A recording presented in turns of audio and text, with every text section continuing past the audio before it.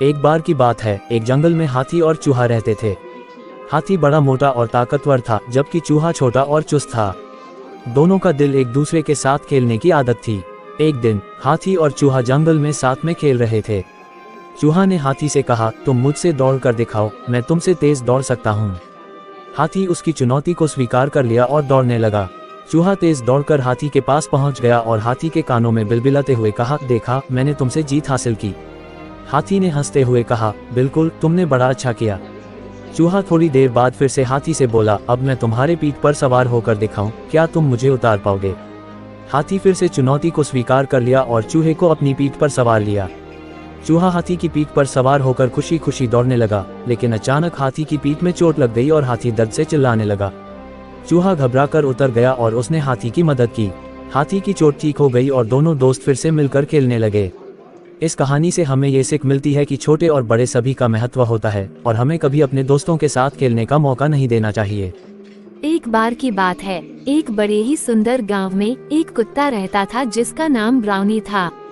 Brownie बहुत ही खुशनुमा और मित्रभावी था। वह गांव के सभी बच्चों के साथ खेलता और उनके साथ अपना समय बिताता। गांव के पास ही एक सुंदर बगीचा था जिसमें एक बिल्ली निवास करती थी जिसका नाम बिल्लू था। बिल्लू बहुत ही चालाक और मासूम दिखने वाली थी, लेकिन उसके मन में हमेशा कुछ न कुछ षड्यंत्र चलता रहता था। ब्राउनी और बिल्लू की दोस्ती काफी अच्छी थी। वे एक दूसरे के साथ खेलते और वक्त गुजारते थे। बिल्लू ने कई बार ब्राउनी से अपनी चालाकियों के बारे में बताया, लेकिन ब्राउनी हमेशा मजाक करके उसे इग्नोर कर देता। एक दिन बिल्लू ने एक योजना बनाया कि वह गांव के बच्चों के साथ एक खेल खेलेगी जिसमें ब्राउनी को भी शामिल करेगी। खेल के दौरान बिल्लू ने धीरे धीरे बच्चों को ब्राउनी के खिलौनों की तरफ आकर्षित किया और उन्हें ब्राउनी के खिलौने चुराने के लिए प्रोत्साहित किया। बच्चे बिल्लू की बातों में आ गए और उन्होंने ब्राउनी के खिलौनों को चुरा लिया। ब्राउनी दुखी हो गया और बिल्लू की चालाकियों का पता चल गया।